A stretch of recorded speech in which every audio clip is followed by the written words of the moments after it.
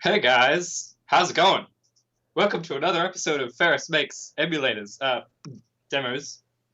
I'm Ferris, and today we're Hey, what are you doing? What are you doing? oh You're not hey, Ferris. sorry. Are you I'm Ferris? pretty sure I know what Ferris looks like. Oh, okay, all And right. that is not you. All right. But nice Well, try on the accent and nice try on the chromab. Yeah. Thanks. Yeah. All right, guys. Hey, guys, how's it going? Welcome to another episode of Ferris Makes Demos. This is actually called Monad Makes Demos, episode 32. And today we have a special guest. Let me actually add some overlays for you, so I can write out your name. So cpdt is joining us today. This is cpdt of the group Monad. That's me. Hold on, I need to figure out how to do fonts in OBS. We're super professional, and this is awesome. Yeah. Wow. I can't see the stream, so I don't know what's going on. Just believe me when I say it's beautiful. It's beautiful. All right. So today we're doing something special. We've got cpdt here, and we're going to take a look at Monad Group's first demo. They just released a 64K at Syntax, it was, right? Yep, Syntax, yep. And it's pretty rad. It's called 068A, or is there another way you guys like to say that? No, that works. Cool. What I want to do is I want to watch that in a sec. Yep. And then cpdt here is going to share a bunch about, like, I want to go over like how the group formed. I want to go over how you guys found the demo scene. I want to go over your current tooling, how the intro works. And I would love to find the font that I'm looking for. I think it'll be really cool. We can go over a lot of this stuff. By the way, for you guys watching, I would love to know what you guys think about this kind of format, because it'd be really fun to sort of experiment more with this kind of thing. This was cpdt's idea. Yep. And like an idiot, I said yes without thinking much about it, but I think it'll go pretty well. Yep, hopefully. So without further ado, why don't we watch the demo? Hit the button. By the way, hi to guys in the chat. I almost said hi to cpdt. That's funny. Yeah. Try later, Desu, Studio C, Fibu, Evil. El Razor X0 that's the razor I'm thinking of. How's it going? Mad Moose, how's it going, guys? Yeah. Ooh. Yeah, we were going for Ben Heck levels of regrettable acting, so it's important. Yeah. So I say, who have we got here from Australia? Is there anybody? So I don't know, actually. Australian people? Maybe? No? I do see some new names. That's pretty nice. Yeah. Yeah, that's pretty good. Yeah. All right. Let me go up. Go ahead and hold up. I need to add your name here too. It's important. It's important that I do this on the stream. Oh, Telrun. Hey. How you going? Apparently Brisbane sucks. Yeah, well, that's funny because I'm pretty sure he lives here too.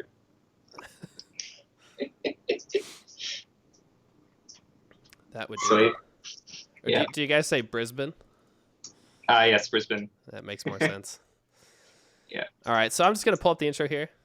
Greeted with this nice startup dialogue. Yeah. We're not doing full screen because that will totally mess up a lot of things.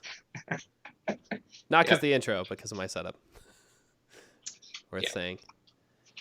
And like a champ, you did one of these dialogues where it shows all the available resolutions. Oh, yeah. Oh, they loved that at the party. They were just like scrolling through the resolutions. It was pretty good. Yep.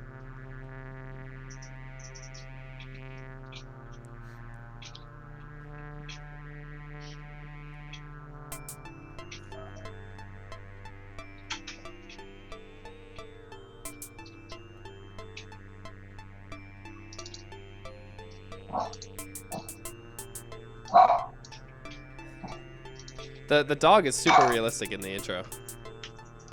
The what? The dog bark. Oh yeah. Yeah, I know. Let me crank up the volume here. Now the volume is routed with Tom in it as well, so you're gonna be a little louder too, cpdt, for a little while. All right. Nice. I'll actually mute my mic for this. Yeah, same.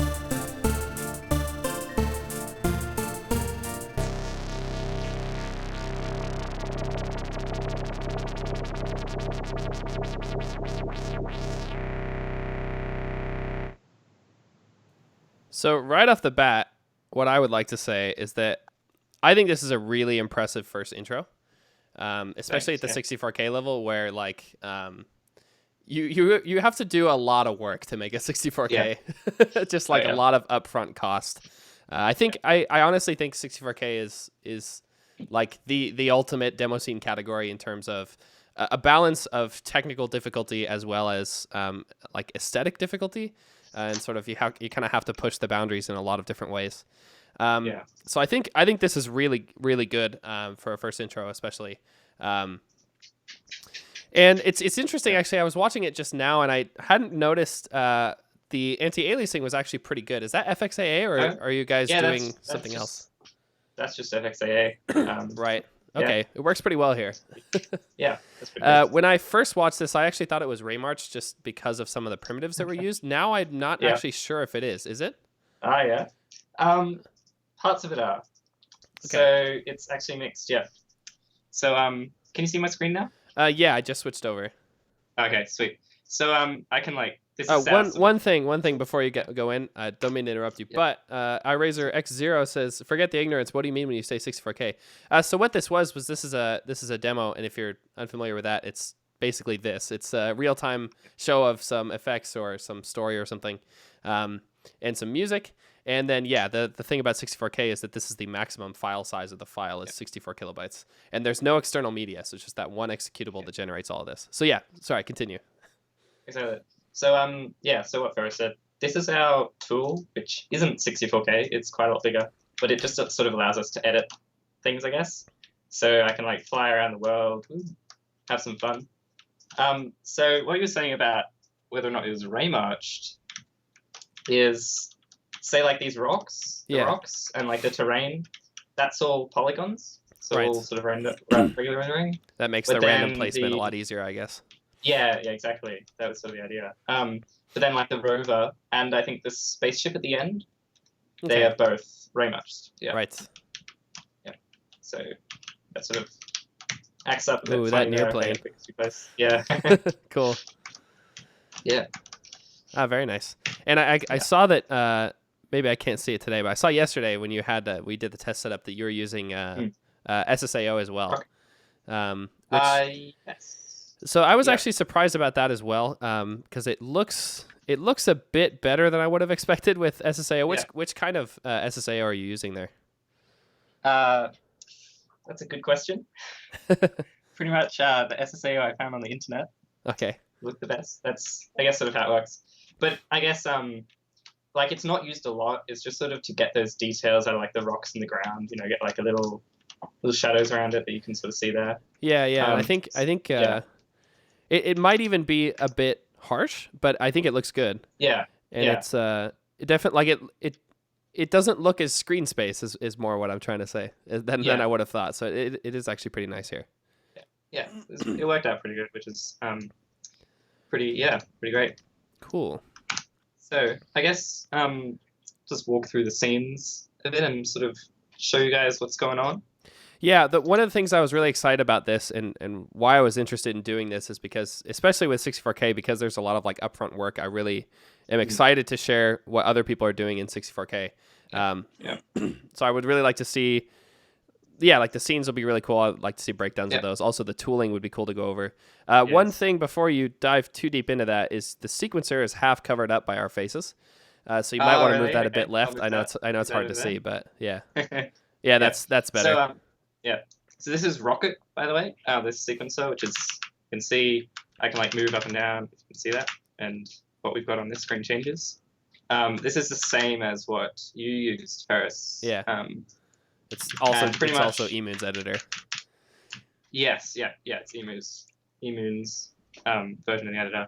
Pretty much, we've got like a bunch of tracks, and each track sort of has like a value, a floating point number, and we can just sort of set that and sort of animate between it. And that's how we do all of the animations in the demo.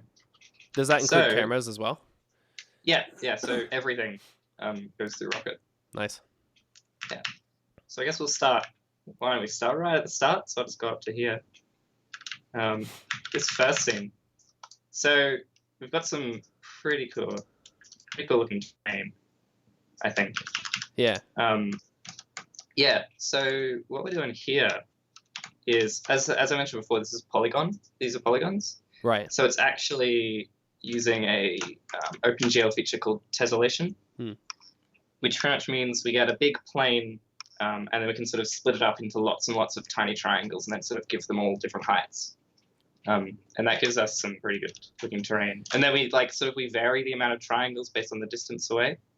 Right. That's nice. Yeah. Nice and easy to do that with the tessellation shader rather than on CPU or something. Yeah, exactly. Makes it a lot easier. Especially sort of like this tool's got, like you can change a shader and it reloads it live.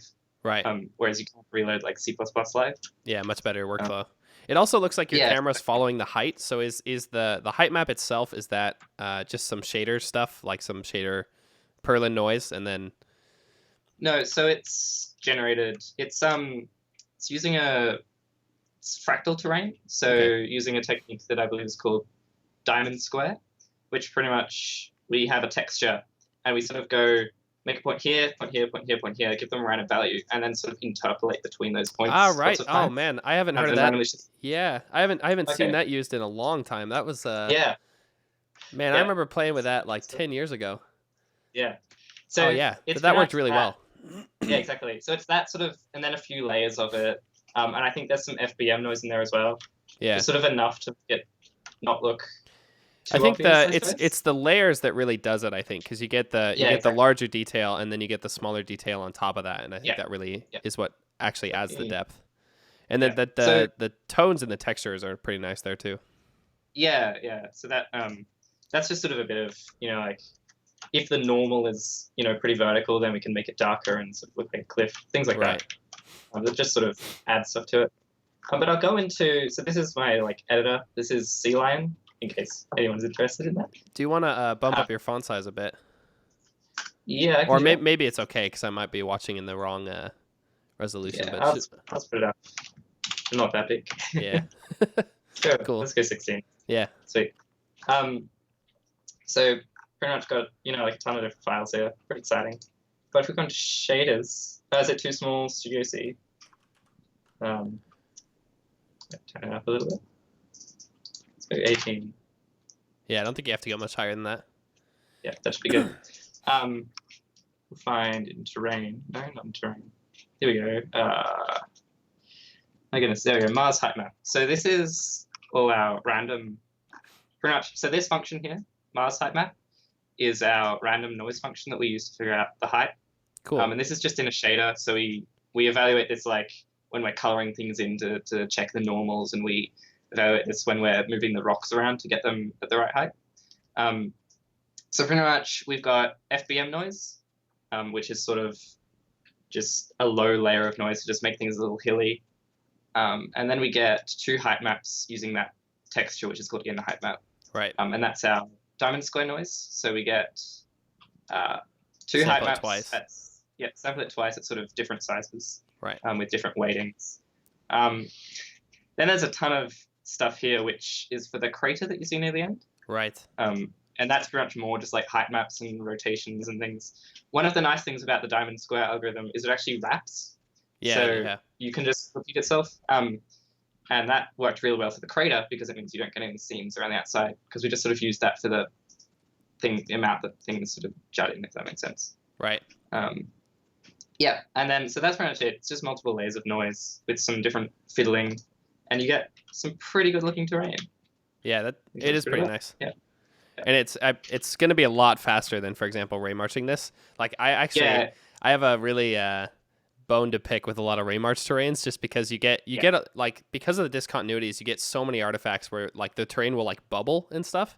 Just because it's not tracing the ray right. And I'm totally guilty of making some of these as well, by the way. So I'm not trying to shit on anyone here, but this is a much better approach if the height map is what you're going for. Yeah, exactly. That was one of the reasons I went with this approach, just because I want this to run above 30 FPS. Yeah, right. On a reasonable computer. Yeah. I think that's cool. Yeah. So in this scene, you also see a lens flare. It's pretty cool. Look at that. Beautiful fake lens flare. And that's a pretty simple post-process, and we just sort of get, we look a little bit into the center of the screen to find, what's over there, and can we sort of copy it and blur it a few times. Right. And we end up with, coloring it, and you end up with this, like, it looks all right, Yeah. Some stuff based on the view direction as well. Yeah, exactly. So that's pretty much that scene, I suppose. So what do we got next? Next is when we get to the interesting stuff, which would be the rover. So I'll just... Yeah, it'd be cool to see how that's broken down. Yeah, so the rover, as I mentioned before, look at those beautiful tracks there. Oh, yeah. Yeah. It got different tread. It swapped out its tires between shots. Yeah. Yep. The rover, as I mentioned before, it's completely ray marched, so that's line distance field ray marching, those who are sort of familiar with that stuff. And I'll find the shader in here, which is rover and then march.frag. So that's a fragment shader. And to speed things up, we actually draw a cube around where the rover is. Yeah, and you only march within that cube. Yep, exactly. Oh, is that also why the camera was clipping into it earlier? Yeah, that's why. Right. So when I go too close, it disappears. But you'll see around here, FPS, I'm not sure how much you can tell, but it's all right if you look at the FPS meter, probably 23. But then as soon as I start getting closer to it, the rover in the meter increases quite a lot. Yeah, I'm guessing that it's probably not the cheapest distance field either. Yeah, exactly. So that was just sort of like an optimization that I just wanted to make this run at a reasonable frame rate. Yeah, that's a good one. Yeah. So in the rover, my goodness, this is pretty messy code. No worries. It always is. Yeah, exactly. The cleanliness decreases at the dirtiness increases exponentially by the time the deadline approaches. Yeah. But it's pretty much, we got a box, which is the body of the rover. It's a few boxes, some repeated wheels with some repeated spokes around it. Right. For these sort of connection-y things, I don't know what they're probably called. It's pretty much a box, and we cut out a bunch of circles, and then we can bend it based on a few factors. It's like right, and so you do 3 of those. Yeah. I think there's actually a 4th behind there. Okay. And then, you'll notice that as the rover moves, let me play it. The sort of angles of all of those bars change a little bit just to keep the wheels on the ground. Right. Which isn't too noticeable, but it would just look really weird without it. Yeah, so I did remember watching this intro the first time. I remember seeing the kind of, it looked like suspension, which is really nice. Yeah, that's the idea. I sort of wanted to try and model how real Mars rovers work, and it's not perfect because you can't do like a perfect physical simulation. Yeah. Be a waste of time. So pretty much, exactly.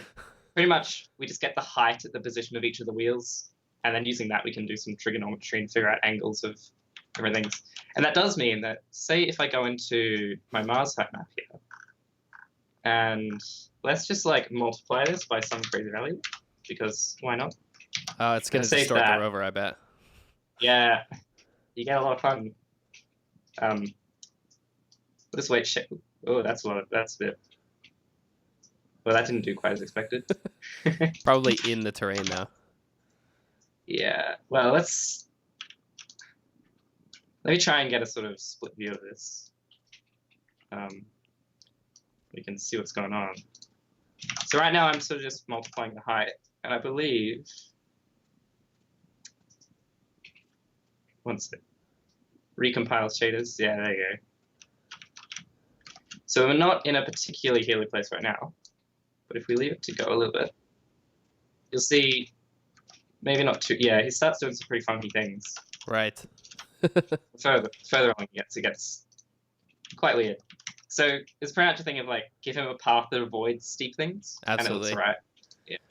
That's one of the fun part about making demos as well, is you have to kind of play with the content you actually have. Like, yeah, exactly. Yeah, no way it's around all determined. So like with the rocks, sometimes I'd get like a really big rock, like this one over here, sitting directly in the rover, and I was like, oh, that's bad. Change the seed. Right. Yeah. Because that's all you need to do. Yeah. Yeah. Moves all the rocks. Yeah, exactly. So I guess then we've got these cool looking tracks, which are pretty sweet. Yeah. And you'll notice if we go a little bit further along, let me just reset the camera. We'll just accelerate a little bit to where he meets here. You'll see here when he does a turn, the tracks actually follow. Yeah, that's cool. So they're not just drawing a straight line. And the way we actually do that is down here I've got a list of all the textures. Right. So all the textures that we're running with.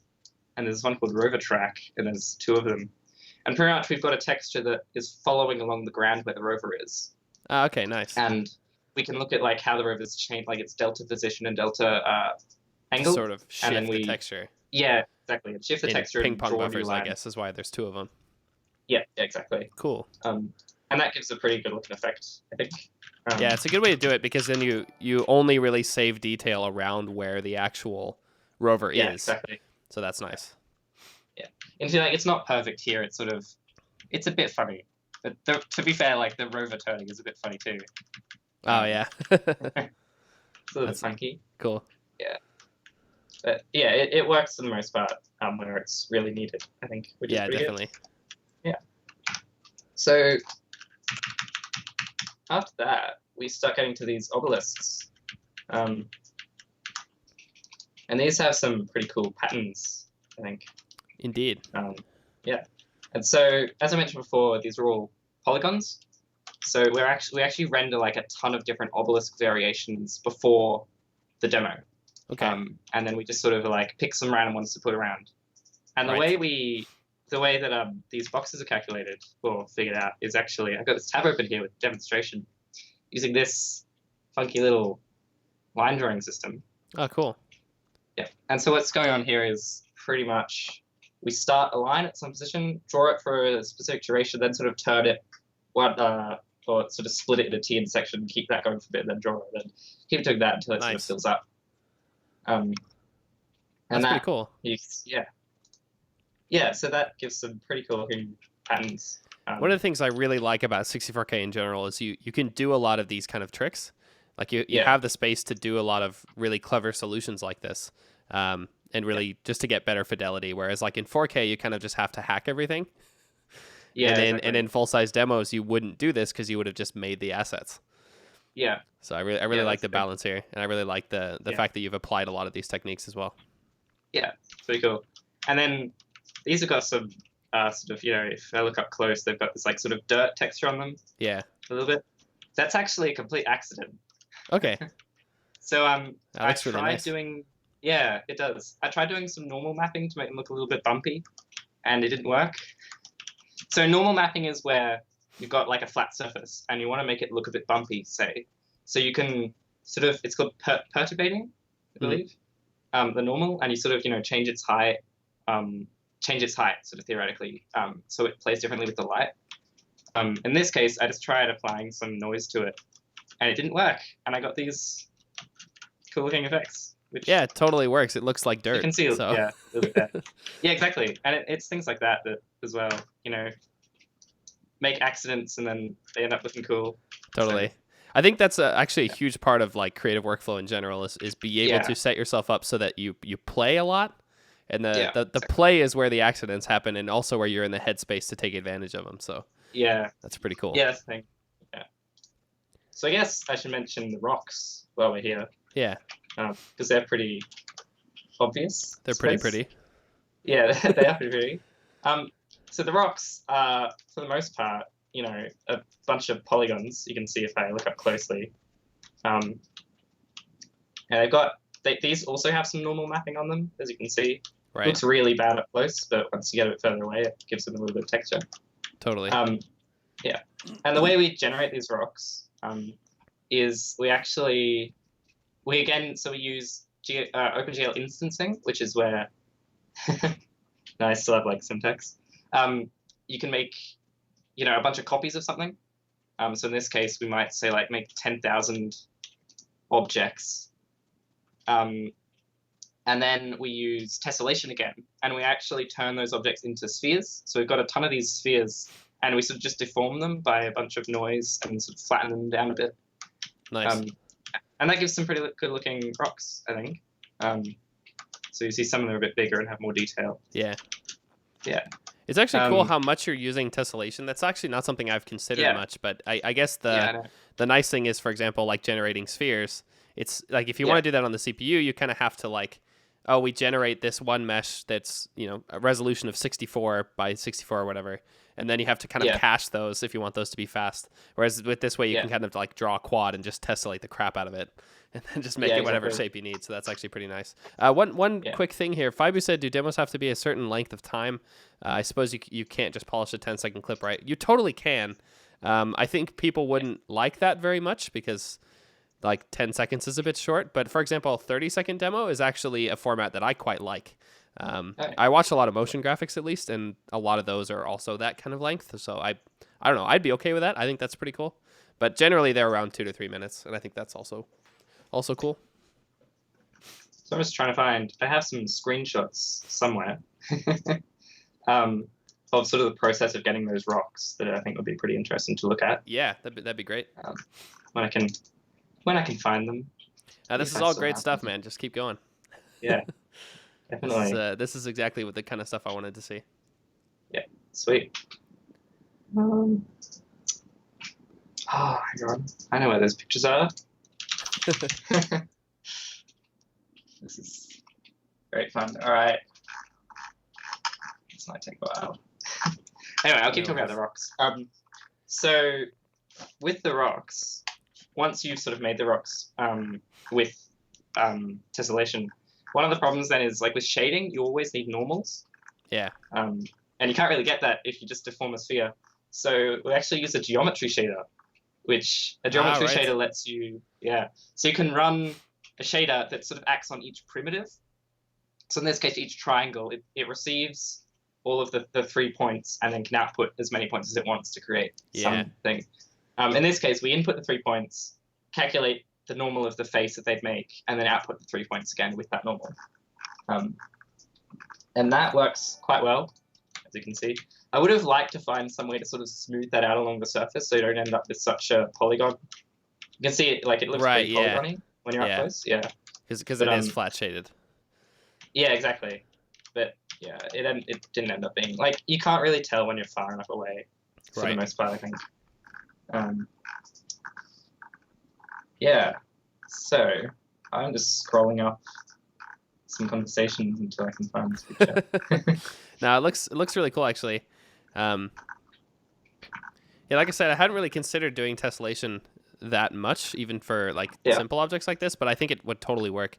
I wonder as well if compute shaders would also be a good way to do this, because I think the dispatch wouldn't be much different, and then maybe you could do maybe then it'd be more natural to do another pass that would do normal smoothing, but then you have a lot of like you hit a buffer for intermediate storage if you do that as well with compute shaders, whereas here like everything's buffered internally like in the pipeline Yeah. itself in the dispatch. So Exactly. so it's I think probably a bit actually, faster to do it this way. yeah. And in this case, I'm pretty sure these rocks are actually only generated on the GPU during load time, so they're not real time. Yeah. So we actually use, I think modern OpenGL has a thing where you can capture the output of vertex shaders. Yeah, the transform So, feedback. yeah. Yeah, exactly. So we actually capture all of the vertices. Right. So you could do a normal smoothing then if you needed to with this technique, which would be nice, but I don't think you need it. It's just more exactly. discussing the tech. Yeah. It would be probably a bit ugly to do as well. Yeah, and it works fine here. It definitely does. I agree with your decision to not do it, but it's interesting to talk about how you might. Here we go. All right. So here's a picture. Cool. So this was when the rocks were like, they look kind of like weird cacti. Yeah, weird animals. Not sure. Yeah, something weird. And that was sort of an experiment. I think that's FBM noise again. And it's just sort of applied spheres. Based on, on some spheres. Spherical harmonics. Yeah. We often call that. Yeah, and then I think I've actually found the code for this because I don't honestly remember how it was done. So there's 3 parts to the rendering to figure out the rocks. Pretty much, one of the interesting things with how GPUs actually work that I only really discovered while doing this stuff was that you don't actually need to pass in like a polygon or anything, because with tessellation and geometry shaders, you can generate everything in the pipeline. Right. So in the case of the rocks, we don't need to pass anything in. We just sort of give like a dummy vertex or something. Right. And just say, draw 10,000 of these, because everything ends up getting generated on the GPU anyway. Sure. Yeah. So this is our vertex shader, which is actually just run for each rock because those are our vertices in the beginning. Pretty much what we do here is we figure out a random angle. I think it's random XYZ rotation. Right. We figure out sort of a scale factor. So, some rocks are big, some rocks are small. And then we just output that to the next stage, which is tessellation control. Yeah. And what tessellation control does is decides how many polygons am I actually going to generate for this primitive. Right. Yeah. So in this case, I think it's just sort of based on the size, because you can see here, like, these bigger rocks have a lot more polygons. These small ones, like, often don't. Yeah. And that's just because, if we set this to like 64, which is the maximum. Hang on. Yeah, I'd have to restart the. I can do that. So now I'll just because as I said, these were all generated beforehand. Yeah, I haven't figured out a good way to do that in RTool yet. Yeah. So if I run this again, my screen. You can see now it's a lot slower. Yeah. Yeah. So if you look at this performance meter, right, those rocks are very slow. Yeah, and this is on like a pretty high-end graphics card. So. And you don't really need it either. Like I think with the lower resolution, smaller rocks, you get those more like flatter shapes, which actually kind of works better for the aesthetic. Yeah, exactly. So it kind of works out anyway. Yeah. So once we've figured that out, we go to the tessellation evaluation shader. And this is after, so the GPU, our tessellation control shader says, this is how many polygons we want. Then the tessellation evaluation shader creates all those polygons. Right. And sort of, lays them out. And then we get, our tessellation evaluation shader is run for each of those vertices that it creates. And so pretty much here we get a model matrix, which is like the rotation of the scale of that single rock. Right. We get some ID, which we use for randomness, I believe. Sure. And then we just, sorry? Yeah. I said sure. We output the position and the rock ID for some reason. Pretty much what we do here is, so this part here, we're getting a horizontal and vertical angle to make a sphere. Yes. So I'm reading this as we go because no, this was a while ago. Yeah, no worries. Yeah. Good to take a proper break after this. Yeah, exactly. So Max Slow asks, just wondering, for the generated normals of the rock triangles in the geometry shader, the noise takes care that normals always align, so seams in the shading emerge. Not entirely sure what you mean by that. Yeah, not sure, but yeah. So I need to clarify that, I think. Yeah. Yeah. Just keep Our going. comment says, He'll catch yeah, up on the chat delay. yeah, definitely. Our comment says kittens.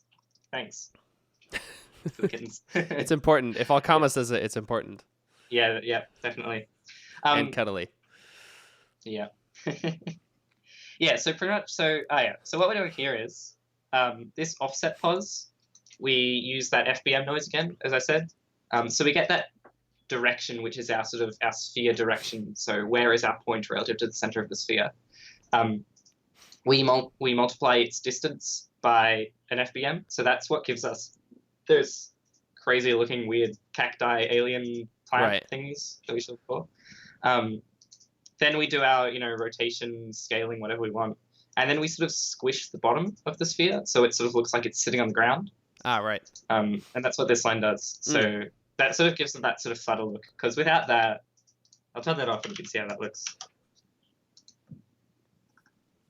Max Lowe meant he meant to write no seams emerge, and I think what he's talking about is he's asking if the noise makes sure that the normals always align, but I think that they don't. It's just the fact that you're distorting a sphere means that you will sort of get seams, but then there'll be more natural looking seams. Like it'll kind of pinch, but it won't overlap. Yeah. Yeah, that's exactly. Right. Yeah. So you can see now I've disabled that squishing. Yeah. And now everything's sort of, everything's underground for one thing. Yeah. And it's sort of probably had some bias in there too. Yeah, I'm guessing it did. Hey, Nobi. Yeah. Hey. Ooh, we got all the people here. Yeah. What's the fun? It's a party. Yeah. Yeah, so that's pretty much the rocks. I believe. So we've got those rocks, which we've all just sort of put into a buffer. And then when we're actually rendering, that's when we sort of scatter them. So we don't store them scattered in the buffer because we don't know what their heights will be. And that's I guess why you output the rock ID as well. Yeah, exactly. So you see here, yeah, exactly. So the rocks are only in a rectangle around this sort of area. Oh, weird. Because we can't generate enough rocks and render them all. Yeah. And this sort of follows the camera in most cases. It's on one of these tracks actually. Okay. So like you made it follow the camera. Yeah. So I don't actually know where it is. I think it's here. Yeah. So here we go. So rock center X and rock center Y. Yeah. So if I set this to like -18, then you'll see that moved a little bit. Right. That way. Nice. Yeah. So anyway. And does it like loop the rocks like similar to like an asteroids game? So when the seam moves, it just kind of like you do a modulo the positions to keep them in that square. I believe it does. Right. Pretty much, yeah. And that's cool. That works fine. Yeah, works well enough. Well, it'll give them deterministic positions within that sort of space, so it'll repeat nicely. Yeah, exactly. So one thing we also do there is actually do a little bit of funky maths here, which is this line. And what this actually does is we find what the normal is of the height map, and we rotate the rocks to fit smoothly on there. Oh, right. And so they'll kind of be tilted so the flat side is against the terrain. Yeah, exactly. So like these rocks here are pretty much, they're sort of angled with the terrain. That's cool. It's because you end up with some really odd looking things like sticking out of mountains. Yeah, that makes sense. And it's here it'll be sticking off mountains, but that'll look better. Yeah. Exactly. Cool. So that works pretty well. By the way, Alkama pointed out that there's some motion blur, and I'm noticing it a bit too. Yes. Is that in the intro, or is that just the artifacts of the streaming? That's in the intro. Okay, cool. That's entirely screen space. So is it just doing camera motion vectors for that? Yeah. Almost. Okay. So we do camera motions for most part because most things don't even move. Okay, but for the rover and for the rocket, we store their velocities just based on like their previous position and the next position from rocket. Nice. There's a, where is it? You can just sample And the there's track this- at 2 points, I guess, and get the delta. Yeah, I think it's even just like, what was the, like, I don't even think it cares about time, because Okay. during the actual thing, it just runs straight. It just sees what was the previous value. Okay, Yeah, nice. so there's this seed velocity. And when we get to the rocket scene, you'll see the rocket will sort of light up in this Right. texture deck. It was, the only reason I really did it was because you end up with some weird artifacts on the rover when it's moving. Otherwise, like, Okay. it looks blurred when it shouldn't. You end up with some funny looking things. Oh, like if you only did camera vectors, it would be blurred. Yeah. Yeah, that exactly. makes more sense. Then you can Because kind of get the yeah. delta of its motion in relation to the Yeah. camera. Now that makes a lot more sense. Yeah, exactly. But apart from that, like the obelisks, when they sort of fly, those little tower things, when they sort of fly up, they're not going fast enough for it to really matter. It's just the rover and the rocket ship. Nice. Yeah. So I guess speaking about post-processing, you'll also notice the overused depth of field. Let me just read the stream. Max load. Just off topic. The rocket tool is Windows only. I don't believe it is. It's not.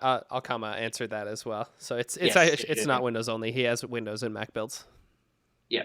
So this isn't the official Rocket editor. This is Emoon's version of the Rocket editor, which just looks a bit nicer. The official one, for the record, does support Windows, Mac, and I believe Linux. Yeah. I think it's also Qt based. Yes. Whereas this is OpenGL, I believe. Yeah, it is. Something like that. Yeah. So there is depth of field, which you can probably tell. No Linux. I think it does have Linux. Yeah. Sorry, excuse me. So, depth of field.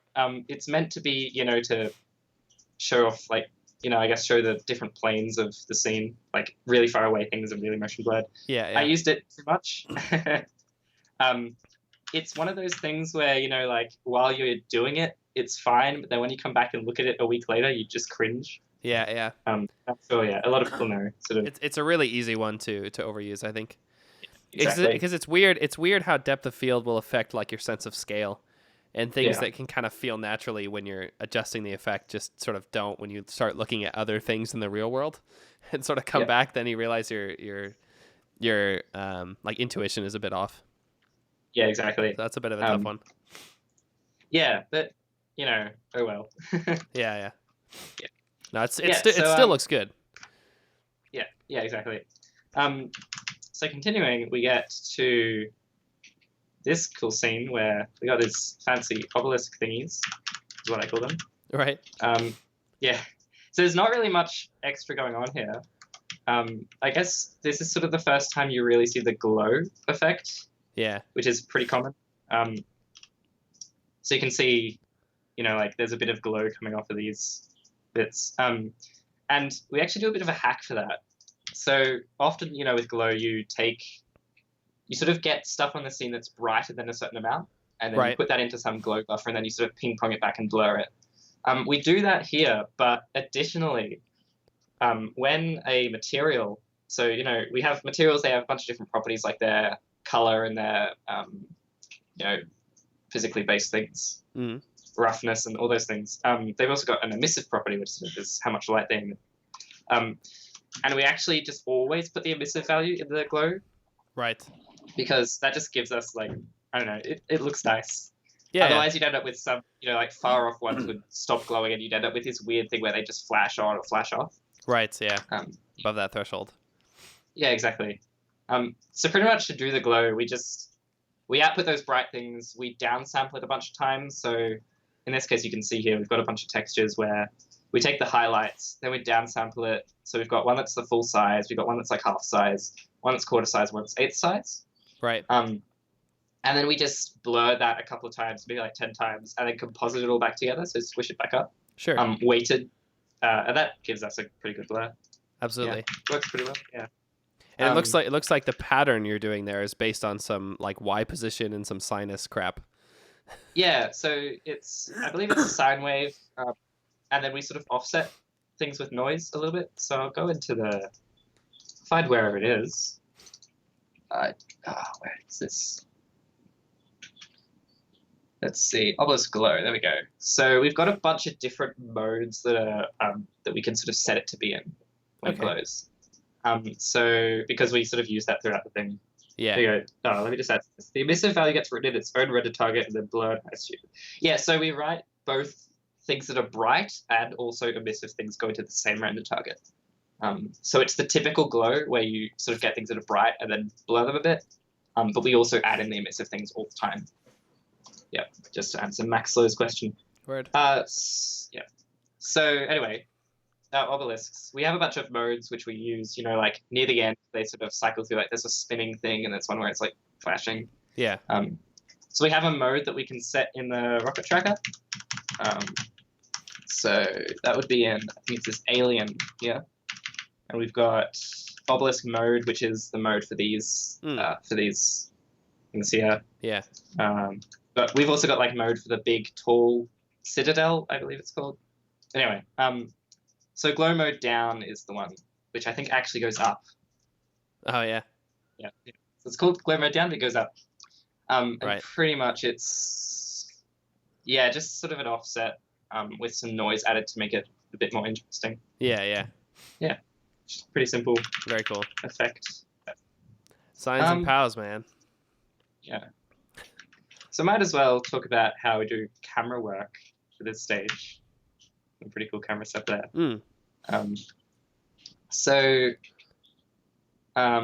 Pretty much the way that the cameras work is... Actually, I'm going to draw a picture for this because it's quite interesting. It's got paint.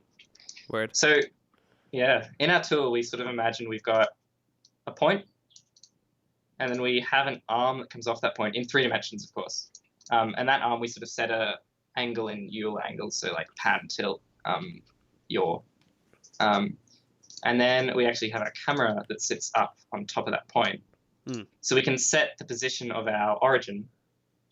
So many branches in shader. Yeah, the thing that, so our comment just said there are so many branches in the shader, the GPU hates you. The branches aren't being evaluated differently for each pixel though, so they're all the same. Which is it's better. The divergence that's going to kill you, and if there's no divergence, it's fine. Yeah. So anyway, so we have our origin point, which is our camera position. Then we have a sort of boom arm that comes off at a certain angle and with a certain length, and then we have our camera, which also has its own angle, but the angle is sort of relative to the boom arm length. And so that makes it really easy. We can either do just traditional camera, like set the position and move it and set the angle and move it. Or we can do like spinning around things or, things like this where it sort of weaves between. Yeah, this is actually really similar to our setup as well. Yeah. I call it a trackball camera. Okay. Yeah. I think here I don't know that's sorry, what? I think here it's called like a boom camera. I don't know if there's any proper term for it. Yeah. Right. So that's pretty much how the camera work is done. So we start meeting these big obelisks, which are pretty much rendered. They're exactly the same as the smaller ones, just bigger.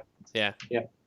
And then we meet this is called the citadel, as I call it. And as with all the other things, this is all traditional polygon scan. Yeah. Except for the rocket ship. And I just did that because I wanted it to look sort of, futuristic. So with those like curved lines and things, which is easier to do in ray matching. Yeah. And it's black right now, so it's sort of hard to see. But this one doesn't. I mentioned before that the Rover, sits in its own little box, and we only render the ray matching in that little box. This one I don't believe does that, so I can actually go inside it. Oh yeah. Yeah. Nice. Just because it's not a very slow thing, so it doesn't really end up mattering. You can see in this performance meter over here. I think it should be there. Maybe not. Barely. Maybe it's probably yeah, exactly. So I think it's part of Citadel, and it's not really there. So all of this is that traditional polygon rendering. It's pretty much the same as the obelisks. These cool arm things are like just long rectangles and some skewed boxes. These actually, see how like the crater has sort of these bits that jut out around at certain angles? Yeah. Yeah, that was actually a complete accident as well. Oh, cool. And I think it's actually like it's something that happens with the diamond square algorithm. Is Okay. you sort of get that sort of repeated thing like that, which ends up being pretty good. Yeah, I think it works fine here. Yeah, exactly. That's pretty cool. So Akama said, thought they always evaluate and discard. My bad. I think it's like each GPU core has a specific part of the screen, and they only evaluate and discard if they branch differently in that little section. They're called warps, and they're just like a little selection of threads essentially. And you have normally the same program counter for all of them. And when you hit a conditional, it knows about conditionals, and so it'll evaluate the conditional for all of them. And then if any of them diverge, it's going to evaluate all the different ones that happened that will actually be touched. Otherwise, it only evaluates the ones that it knows its branches will actually use the results from. So yeah, exactly. Yeah. So what did Maxlow? How do you go about matching, rematching, and polygon rendering? Do you just merge render targets? So Maxlow, pretty much what's happening is we do everything in the way you do traditional rendering. So like polygon rendering, we have our camera matrix and our view matrix and model matrix and things. And then we can convert that into ray coordinates for shooting out our ray match. And then at the end of that, pretty much in a shader, a pixel shader or a fragment shader, in the case of ray matching, it's a box that sort of covers our screen, so it covers the entire screen. But in a pixel shader, you can still say this pixel is actually at this depth, and that means that we can just render it over the top of our scene and say this pixel is actually this depth, and OpenGL automatically mixes the depth stuff for us. So it's finicky math to get right to mix the projection stuff, but when you get it right, then it fits together really nicely. Yeah. So I think, let me find where we do that. I believe it's ray match loop here. It is not ray match loop, okay. Much back. Oh yeah, so we've got this shader include thing which just lets us have other shader files that we include in other ones, and we actually convert it to a big list. I don't need to actually find what it is. Here we go, raster ray match, that's what we're looking for. So do you do that? So Zaub says, so do you do that automagic depth stuff for the shadows too, so they work for ray matching and polygons? So the shadows, which I'll talk about in a minute, they are rendered in the traditional shadow way. So we have like a little sort of camera where our light is, and we just sort of check the depth of that. But I'll talk about it in a minute. Yeah, so this is the math in case anybody wants to copy it. And you can see here we've got, how does this even work? It basically should project the ray onto the near plane, and then figure out the exactly. Yeah. So in this, and then we end up setting frag depth. I just found it. A lot of these things, are snippets that you grab from places around the internet. Around chatbox. Yeah. So we end up setting this GL frag depth, and that just sets the frag depth. And typically, often in traditional rendering, you want to avoid doing that because it means that your fragment shader is evaluated for each of those pixels. Like it can't discard fragments early that are behind other things. Yeah. But since we have to do it anyway to find out the depth, it doesn't matter in this case. That's fine. Yeah, so while we're here, I guess, this place has some dramatic looking shadows. So I can discuss how the shadows work. So if I check this little button down here, this is ImGUI, by the way, this user interface. Just lets us have some little controls that are updated all the time.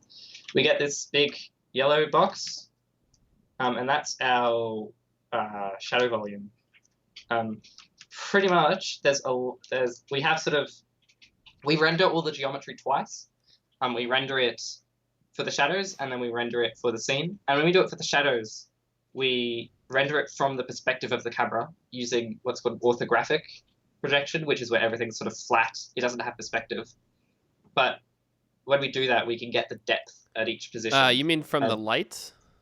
Yes, from the light. Yeah. Sorry. Yeah. So we get the depth of each pixel, and then when we're coloring in our pixels, we can just we reproject that as if it was from the light, so we can get the pixels positioned as if it was from the light instead of from the camera, and we just sort of see, are we behind whatever that light has seen, and if we are, then we're in shadow.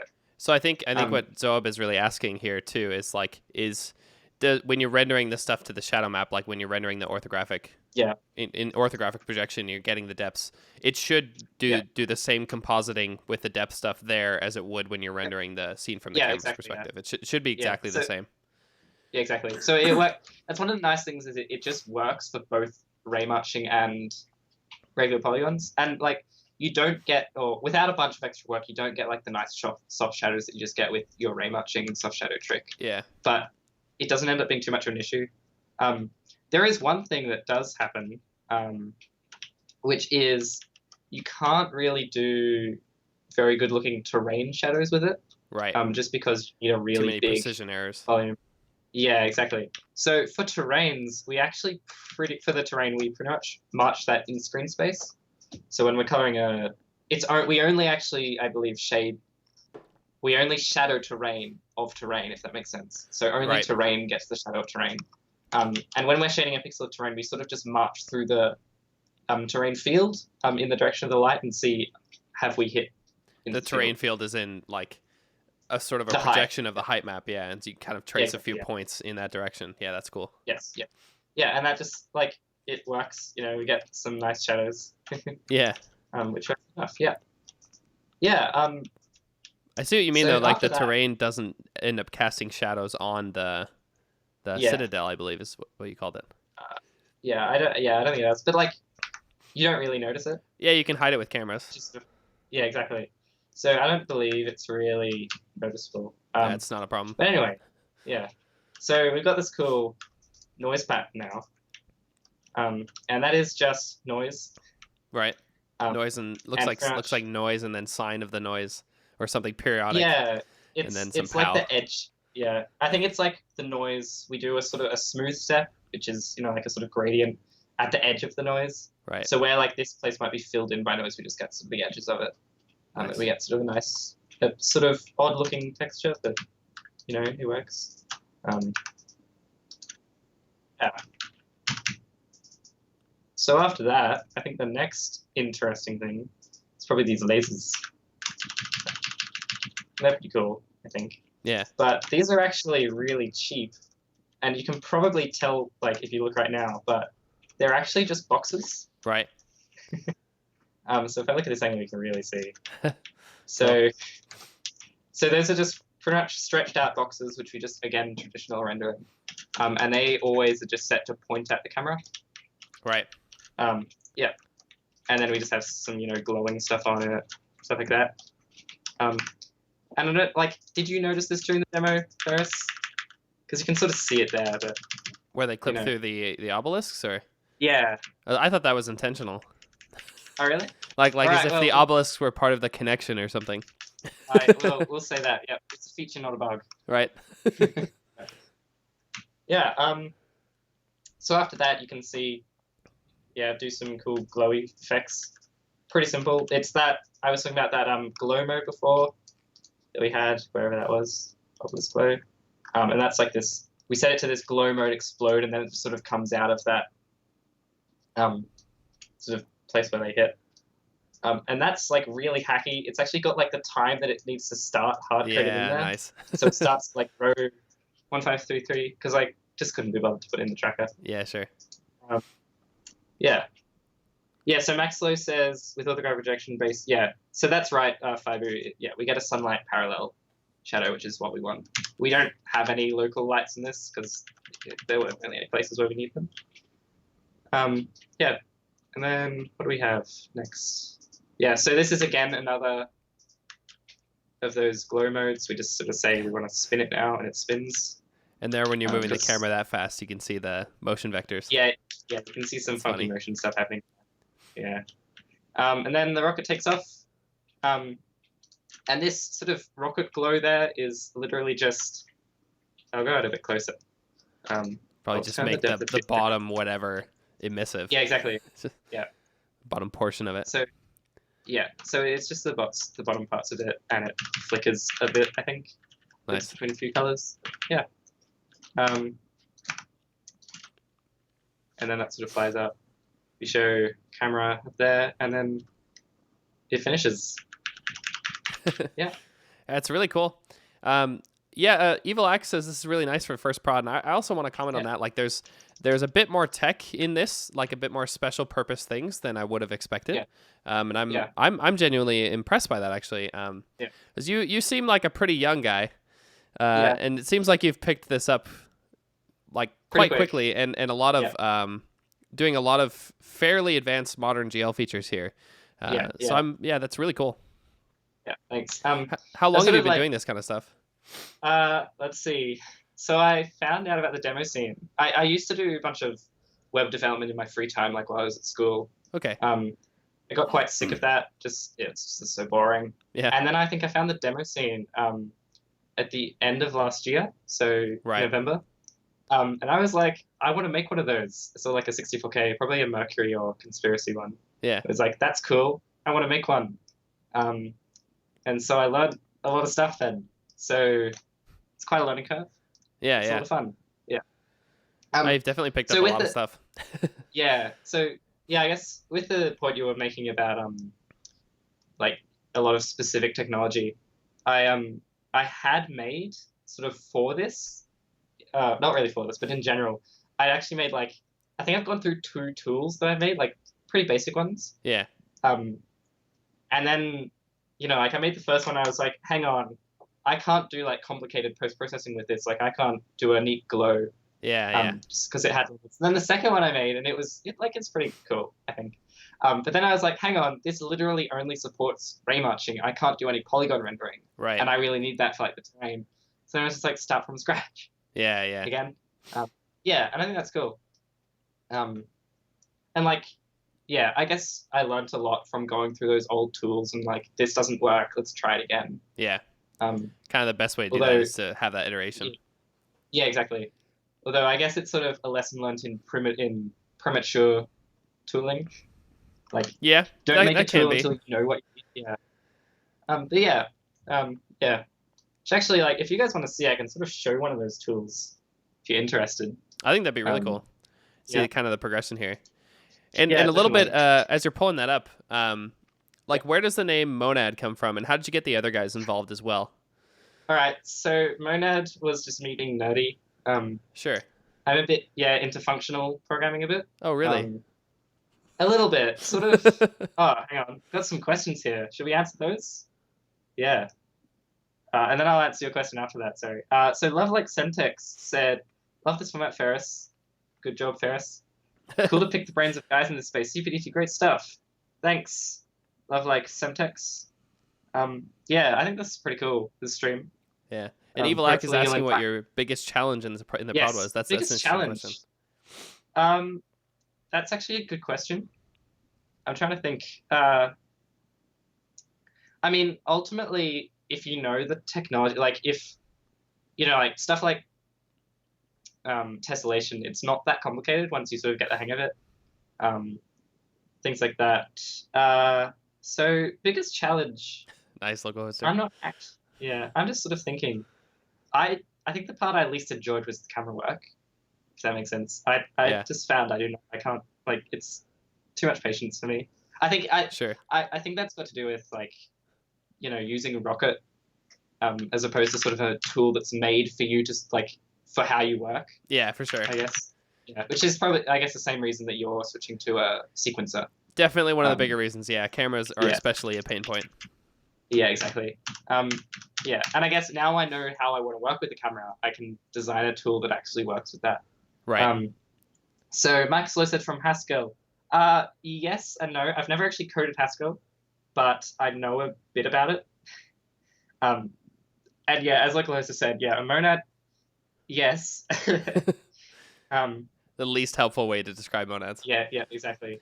So Monad was just sort of me being a bit nerdy. The one of the tool I'm about to show is called Functor, and a functor is another functional programming / type theory thing.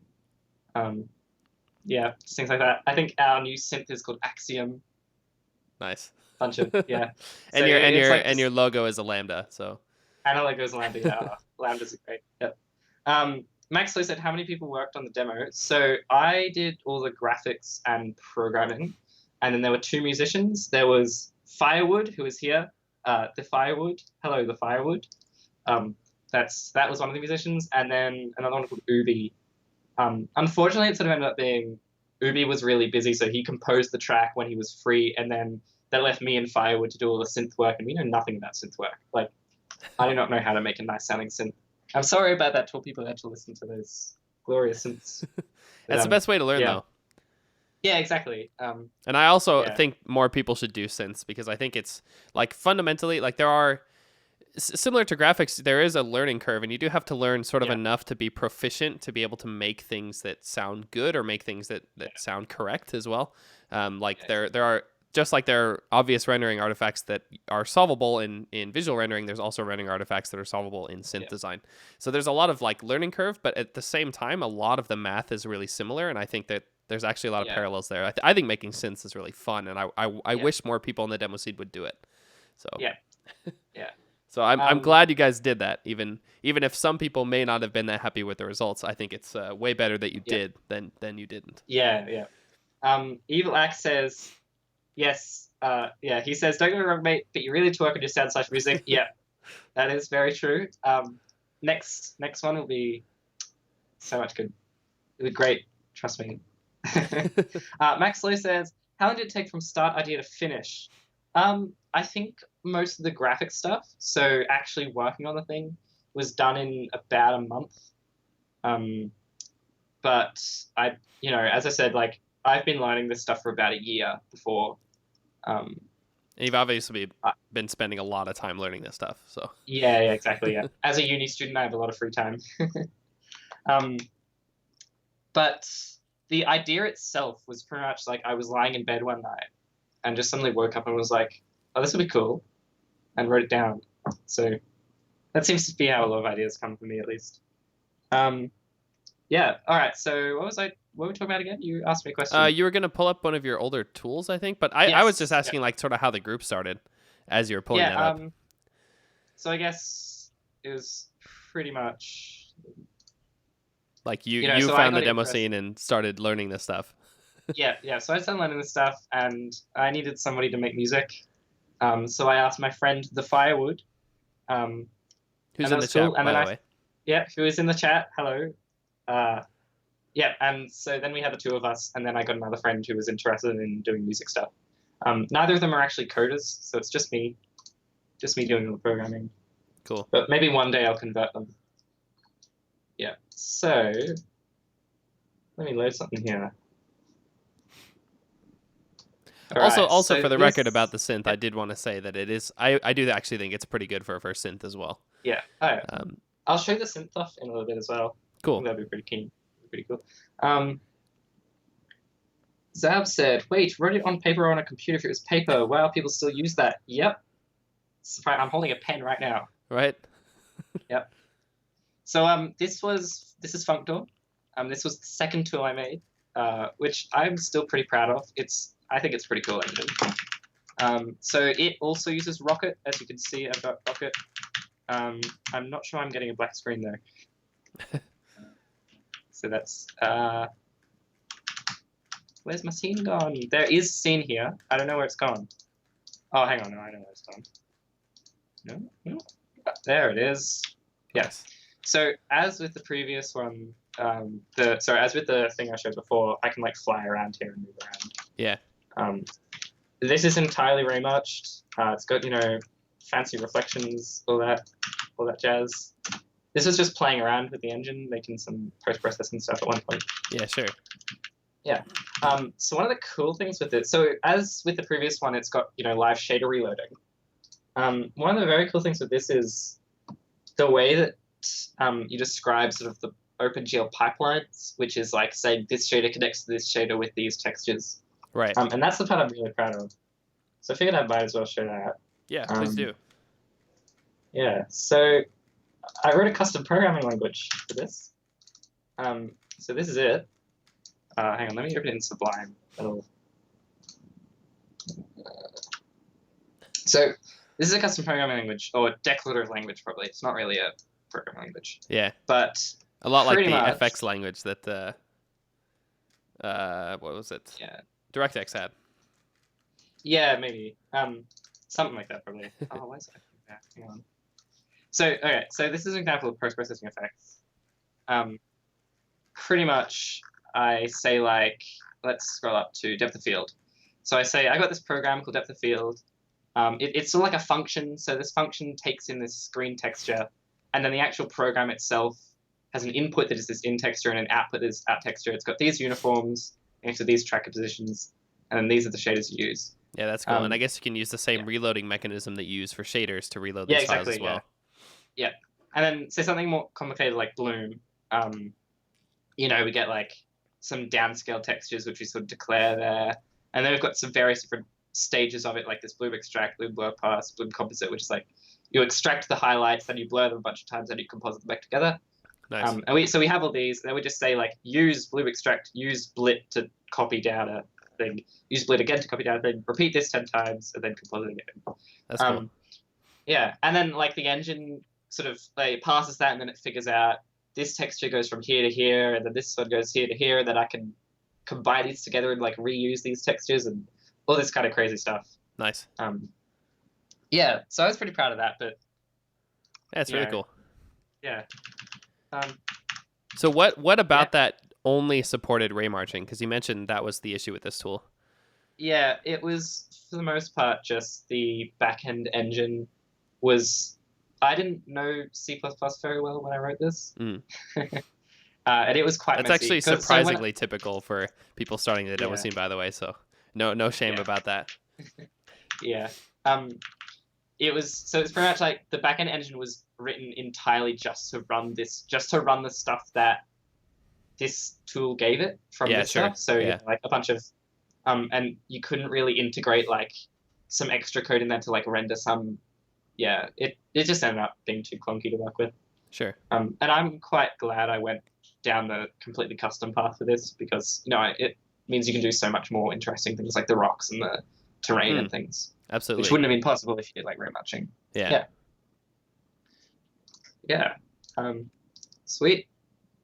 Oh, really cool. Nice background. Yeah. Hello. Yeah, so it'd be really cool if you shared some of your synth stuff as well. Yeah, I can do that if it doesn't crash. Fair enough. So our synth. So this is a very first version of the synth. We have a DAW which is FL Studio, which is you guys use what, Ableton? We use Ableton. Actually, interesting thing about this, because I know that you guys parse the FL project file to get the routing information. Yeah. So I don't know if Hoffman has already contacted you or not, but it looks like we're going to pull in your parser into our FL converter too. So that's pretty cool. So thanks for making that open source. That's all right, yeah. So we use FL Studio, and then to actually output our project, we pass the project file format, which is a pain to do. I wish I didn't do that. Okay. I should have just went through the process of capturing the MIDI as you play it, but well. CCE says, what, you pass project? Yes, we do. Hang on, let me get you the GitHub page. But yes, I have been talking to Hoffman. We fixed a ton of bugs, actually, which is pretty cool. Yeah, here's the page for you, if I can post links. I cannot post links. Oh, sorry about that. Let me whitelist. I'll whitelist you, yeah. Sweet. Or send it to me and I'll post it. That's easier. And then I can whitelist it at the same time. I will send it to you. How do you want me to send it to you? Do it on Skype. All right. Sweet. Yes, so we do pass FL project files. A bunch of this was copied off some old project that passed them, but had to upgrade a few things to get it to work with modern FL Studio. To be honest, a better approach with this sort of thing is probably like an approach that you can sort of use for more DAWs is just to have a way to capture MIDI data, and then you just play back the file and it captures it as you go. But the downside of that is that you have to have your single plugin know about all the MIDI as well.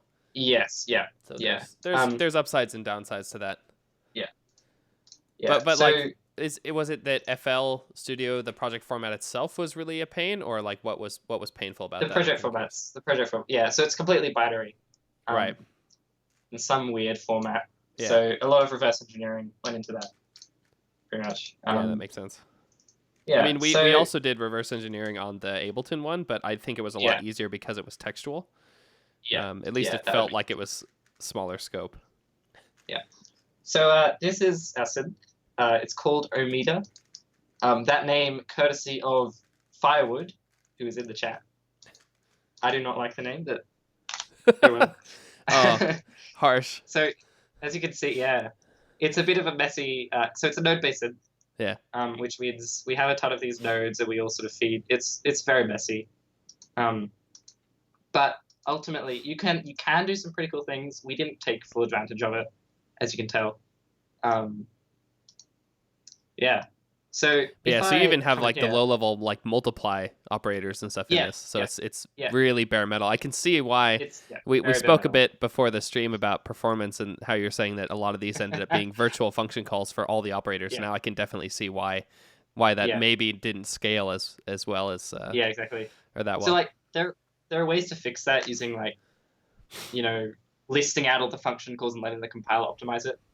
But yeah, we didn't end up doing that. CCE says, haha, those animated connections. Yeah, look at this. It's pretty. That's funny. You wouldn't believe how long I spent on that. I think I would. Yeah. With physics, yes, yep. Like Blender knows. Yeah, so this was quite a bit of an experiment with making node-based synths. Learned a lot about it, and we're actually working on a new node-based synth that is completely open source, or will be when we started working on it. But anyway, I'll show off sort of the project. So this is our messy project file, which was imported from MIDI, which is why it's the quite chat ugly. loves your animations, by the way. Yeah, thanks. Yep. Yeah. If you need, I can open source just the animation part, just for all you folks. You can just get that. Should definitely do that. Yeah. So this is pretty much it's sort of a weird combination of how most node-based synths work, and I guess how like Logic Coma's Wavesaber works, where we have like an individual instrument for each thing, but then it connects to this main editor program here, which that alone makes people buy stuff. Yeah, thanks, Vexlo. So I don't think my sound's turned on, but no, I don't think it is either. But no worries. Yeah, doesn't matter. One of the cool things about this, I just like this, is if I turn this show values on, and then that was the string lead instrument. So I've got a bunch of instruments down the side. And if I go here, and I'll just play this back, and we'll see if this works. Yeah, there you go. Look at that. Oh, that's cool. Yeah. That's So one of the things that's nice about having the runtime representation be the same as your editor representation, is you can just store the values on there. That's cool. Yeah. Yeah, so you can see some, you get to preview all the values changing. That's cool. Which, I mean, yeah, it's pretty cool. It's also incredibly buggy and crashes all the time. Right. Yeah. Yeah. Probably so that's nasty thread stuff. Oh, yeah. It's shared memory and all that. Yeah, so there's nothing particularly, there's nothing impressive about the synth at all. It's, as you can see, it's all really low-level operators, so, convert this note to its frequency and put that into a sine wave, and then I think a lot of people would be impressed by this, by the way, but yeah. Yeah, but then, and then we sort of have some high-level things we've made, like a ping-pong reverb here, which is a crazy mess of wires, but pretty much two delays that feed back into each other. Right, so does this happen for every sample? Yes, the entire graph is evaluated each sample, yeah. Woof. So you can get feedback loops, yeah. I mean, that is the nice part, is that you can get feedback loops, but yeah, especially your performance is really going to tank then. Yeah. Yep. But it also makes the code a lot nicer to write, I guess. Yes, yeah. So, yeah, because it's exactly the same stuff running when I'm playing it back here and then when I'm playing it in the intro. Yeah, and I mean, even just writing these operators, it's probably really functional, and it's exactly almost stateless, except the fact that you propagate the actual values. Yeah. I don't think the musicians like how low level it is very much. Right.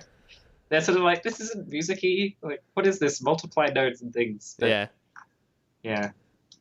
Just call add mix. Yeah. Yeah. The idea, I think, idea with the next version of the synth is sort of put in have there actually be knobs and faders and things you can easily compose together and Just make a lot instead of the star right gain, instead of plus right mix, and that'll help. Yeah, yeah, yeah. So Max Slow says, "Gee, that UI makes me wanted to get into music audio stuff." Yeah, I would not recommend trying to write a Node UI like this. It's really annoying. It totally is. Yeah, it looks really nice. I like how this looks, Yeah. and the animation's really cute. But yeah, these are super annoying to write. Yeah, yeah. So this is WPF as well. So C#, which works alright. I think it's hardware accelerated. I think. Yeah. So it is when it works. Yeah. Yes. Yeah. Tries to be. Yeah. And it makes it really easy to do these animated wires. Sure. But that's about it. Yeah. So Evil Act. The reason we use this door is because it's the only one that both the musicians have. And it's also the right choice. To have it. Yeah, exactly. I happen to have it as a matter of chance. Firewood has it, and the other musician has it, but I wasn't able to use it for this, which is why we have all this MIDI information. Like, these are all MIDI tracks we just imported and separated out. But that's why we use it. It's literally the only door I have because I'm not a musician. I just happen to have it through some other things. Yeah. So that's why we use FL Studio, and it works. Works what we need. That's what really matters. Yeah, exactly.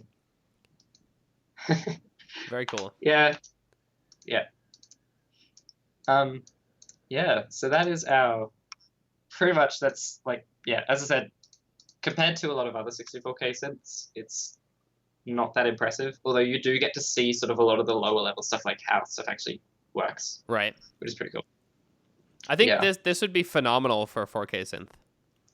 Yeah. At least so. the tooling and the what you have available, and a lot of the runtime could probably actually be compressed to get that small. But then you would end up with much smaller device graphs. Yes. But yeah. So I think that's pretty cool.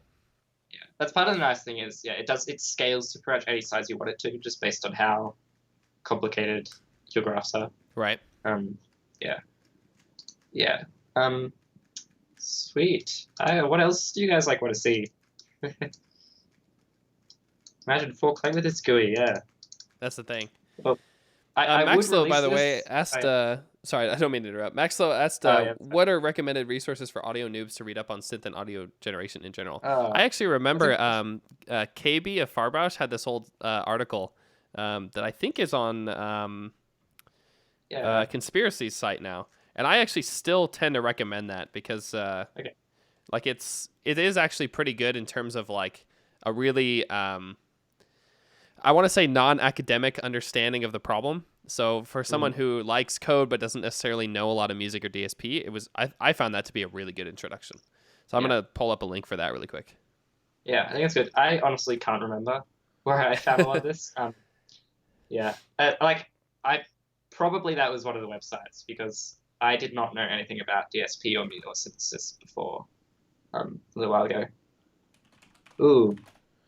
Kashel Tier, if you need to send a link, you can whisper it to me. I don't have links enabled because I do an emulator stream where I'm really worried about what gets posted in there, so I need to vet things. So you can whisper it to me, and I'll probably share it.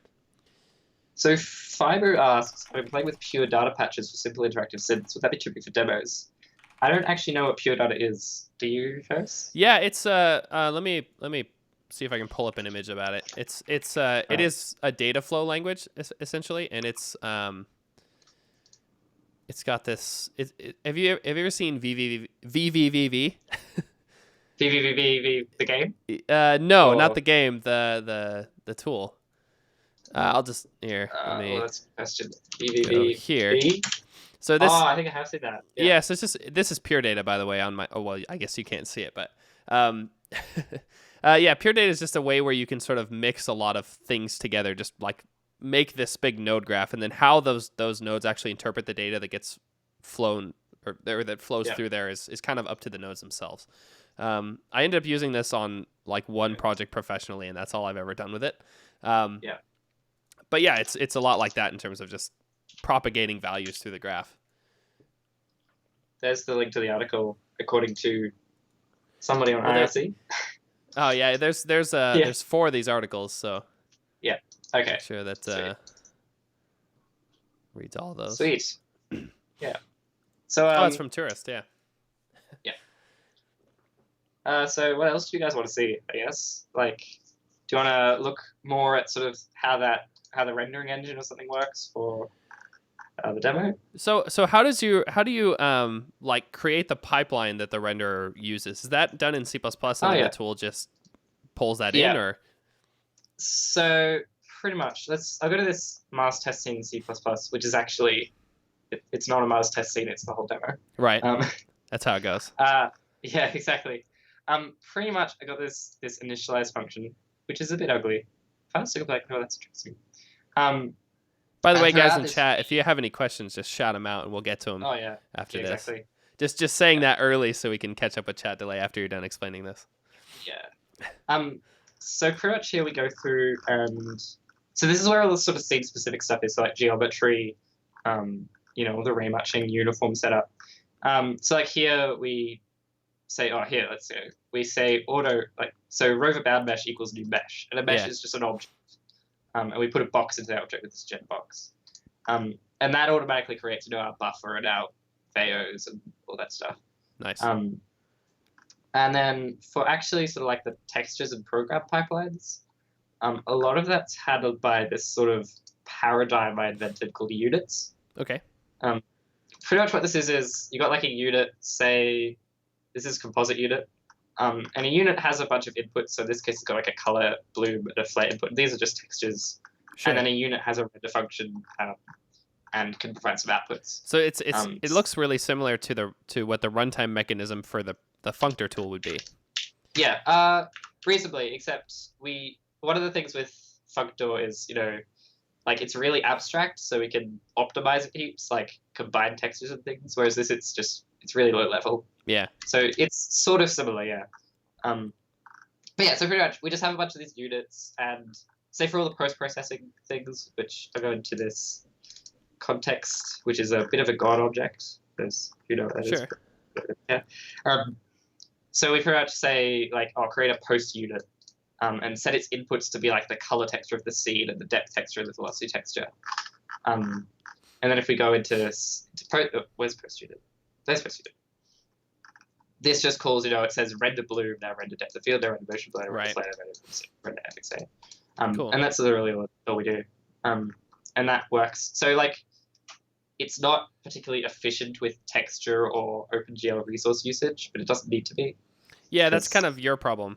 It needs to be something that you need to at least have overview of, and it should at least act predictably. So yeah, exactly. If it's not that clever, it's kind of an advantage in that sense. Yeah, that's the thing. Yeah. Oh, really cool. Yeah. That was basically all I wanted there, yeah. Folks. Yeah. Not all the questions. No, not that many. I actually have one quick question, by the way. When are you coming to revision? When I come to revision? All right. I've actually got a date for that. 2019. Nice. I am planning on, because I'm a uni student currently. I'm going to be going on exchange to Europe. That's the plan. Cool. And I will come to you. Yep. So you'll see me there. We've got something planned very far ahead. Nice. It's going to be a lot of fun. Oh, that'll be really cool. Yeah. So I guess you guys might be interested in how you get stuff like small. Some people, like how you sort of get stuff into 64K. Yeah, that'd be a great thing to cover. Yeah. So I know that most 64K people use Microsoft C++ compiler, MSVC. We use GCC, so the GNU C++ compiler. And there's a few reasons behind that, actually. And it's mostly just that it requires less hacks to get working at sort of a small size. Like, I don't really know a lot of assembly. So I didn't want to have to learn assembly for like all these math functions. Yeah. So we use, it's called MinGW W64, which is sort of a Windows version of GCC that uses like MSVCRT, which is the Windows sort of C library. Right. A bunch of stuff like that. And then we perhaps say, we can't, so if this sort of thing, because it's 64K, you can't like use the C++ standard library because it's not a thing that's included on computers. you have to settle with what's on every single computer, like every Windows computer, say, since, I don't know. Yeah, there's an old C runtime that still ships on Windows. Yeah, exactly. So there's some of that you'll be able to use. Yeah. So say like with GCC or with MS or with Microsoft's compiler, if you want to use the C++ standard library, you have to package in an extra DLL, or you have to like include it with your project. Yeah. And that's like hundreds of kilobytes, typically. So it's not like we can't include that. We've got to pretty much make all of the C++ standard library things we want ourselves. So like a list that can change size, like a vector, pretty much. And then from there, it's pretty much a thing of just figure out all the flags you need, like all the compiler flags you need to say don't include this stuff. Which is great. If anybody wants to use GCC, here's the flags. Perfect. Yeah, so it's pretty much like don't include the standard library. Stuff. Yeah, don't include a bunch of this stuff that needs standard library things. RTTI we don't need exceptions. Yeah.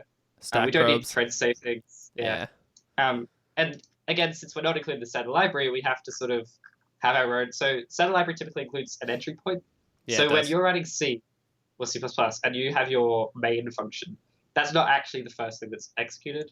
It goes through a bunch of standard library things. It also will do like your your static constructors for classes and stuff. Yeah, exactly. Yeah. We don't have that. So what we do is, let me find where the code actually is. I don't even know anymore.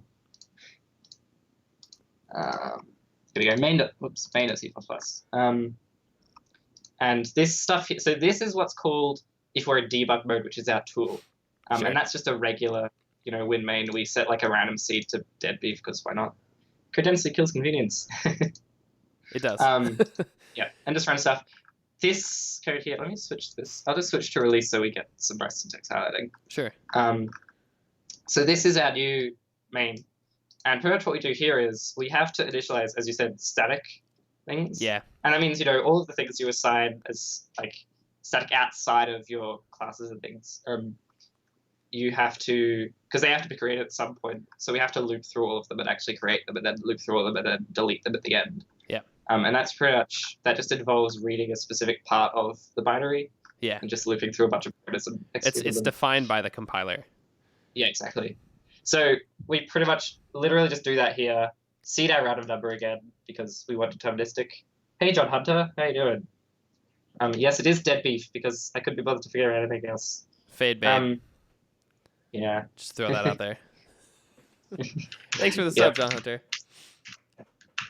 And then we just, we do exactly the same thing as we would do in our typical, in our tool. We just run this runtime thing that we create. Right. And then we compile in different C++ files for the released demo, so the one that we want to be small, and for the tool. So we have the same header files for all things, but different C++ files that just differentiate.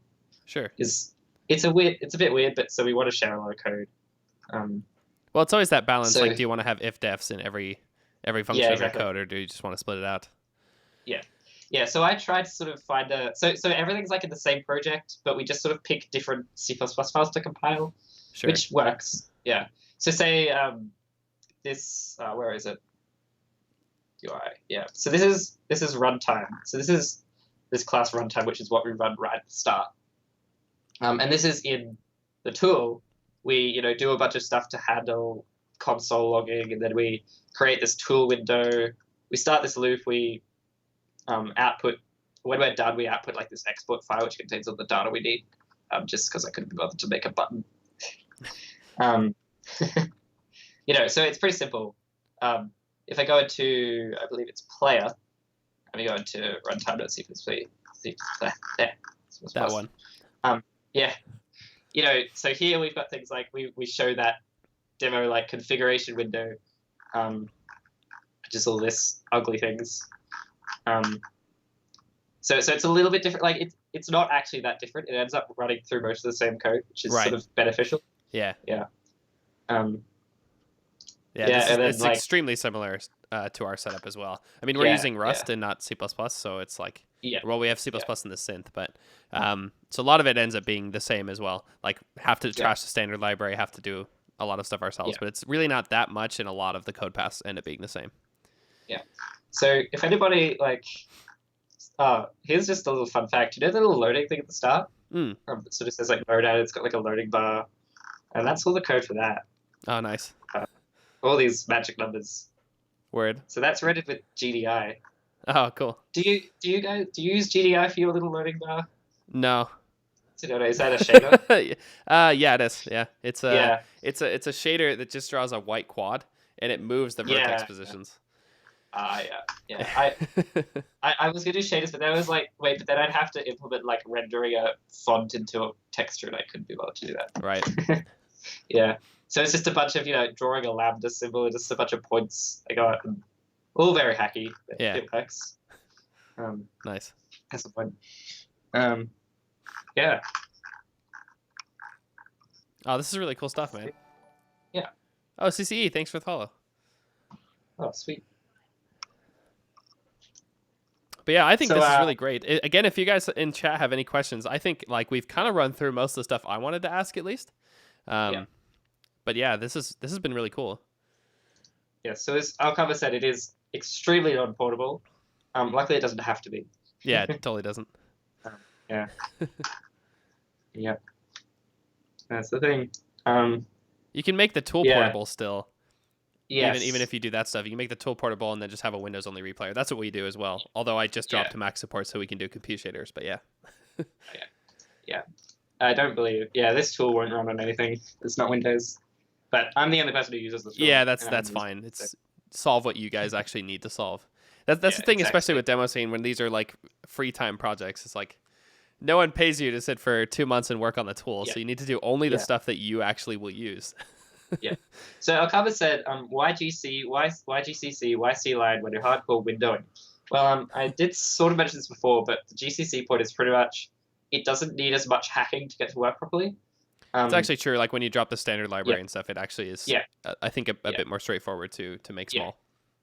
Yes, and it was also more straightforward to make it small and have link time optimization, which I really wanted. For sure. So link time optimization is where instead of optimizing C++ files, per file, it sort of remembers them all and only optimizes right at the end. And so you end up, you can remove dead code across lots of things. Yeah. Just because it just sort of meant that I could be a bit more lazy with how I structured things. Right. Which I was, and to be fair, you can actually still do that. Like I think we do that. Yeah. We get link time optimizations, which doesn't work on the Rust parts, but it'll still optimize all the C++ stuff. But they're generated from different compilers anyway, so that kind of works out. I think it was just like I tried to get it to work with the Visual Studio compiler. It was just a lot more fiddly, and it's like, why? When I can just do this? And it works. Sure. Yeah. Yep. No, totally. Yeah, and so then the reason we use CLion is just because it's got better support for GCC, I suppose. Like it is not a bad editor. JetBrains is really good. Yeah, it's great. So we use Rust for our stuff. Yeah, Jack said, how well does debugging work nowadays at Windows? It's pretty good. I believe it uses GDB internally, which is sort of the GNU debugger, but you get like an interface that is similar-ish to the Visual Studio one. So breakpoints you can do in the UI, and you can check the values of variables and things like that. So it's pretty good. It's good enough. What is BDSM? That's a joke. BDSM. All right. Oh, that's funny. I use Cairo/Pega for fodder support production. Yeah, fair enough. So Zab said, so Ferris, do you use Rust for your tool then? Yeah, we use Rust for that, and we use Rust for parts of the runtime as well. Like in our case, the tool and then the main runtime is all Rust. Basically anything visual is Rust, and also the top level replayer code is Rust. The only stuff that's C++ in our case is the synth, and that exposes a C API to the Rust stuff, so it's all kind of fits together. But we use the Visual Studio linker and the Visual Studio compiler for those, just because that's what we always used. So fair enough. All right, what other questions have we got? Do you guys want to see something super interesting? Always. So interesting. So the dialog box at the start? Yeah, that thing. You want to see how that's made? Look Oh, at this. nice. Look at that. Yeah, buddy. Yeah, res edit. So that's stored as it's a resource file, which is It's actually funny because we yeah. used the same. When I was in the group Youth Uprising, we also used res edit because we were using the GCC compiler at that time too. Yeah. It's a bit of a fiddly editor, but I think I coded it most by hand. And then so that just means that you can import your resource into the project as like an object file, and then you can just say, show this dialogue, and you're done. You don't have to do all this ugly Win32 stuff. Yeah. It's a lot nicer. Yeah, exactly. Why still the love for Qt for GUI tools? So Maxlow said, why still the love for Qt? Yeah. I am working. You use Qt for your editor. Yeah, I do, and I know all Combo's working on one. So I think there is actually a fair amount of stuff, but it depends on. I was just gonna say it depends on whether or not you actually need cross-platform support. As CCE points out, a lot of times you don't need them. Some people do. So like we did when I started ours, so we needed cross-platform. But at this point, I'm still happy with the decision to use Qt. Because it has all the tools we need, and it's something I'm really familiar with. But it really ends up being kind of those practical decisions. Like, a lot of the times you don't need cross-platform, or a lot of the times you would just prefer using something that you're familiar with. And in my case, Qt had both of those things because we had both of those requirements. So Qt is in Qt. Qt. And I'm using Qt for our new synth just because one of our musicians uses a Mac. Otherwise, I'd probably use C#. Right. And just because I'm familiar with it, but it's not cross-platform yet, so can't do that. This is dev time. The product is most for Windows with size coding. Yes, that's correct. Yeah. There are some Linux demos out there. Yeah, I've seen a few. John Hunter, a lot of people pronounce it cute. Yeah. Including some Trolltech employees that said it to me once, so I'm going with that. There are some things for Linux. The main tools, like Windows has gotten most love by the demo scene over the years, in terms of like the big desktop platforms at least. It really at the lowest level it's not that different actually, especially when you're using GL for a lot of things. But like the packer has to be different and some other things. I don't know of any packers that have the same kind of ratio to dpacker or that like compression ratio to dpacker size ratio that Crunchy does.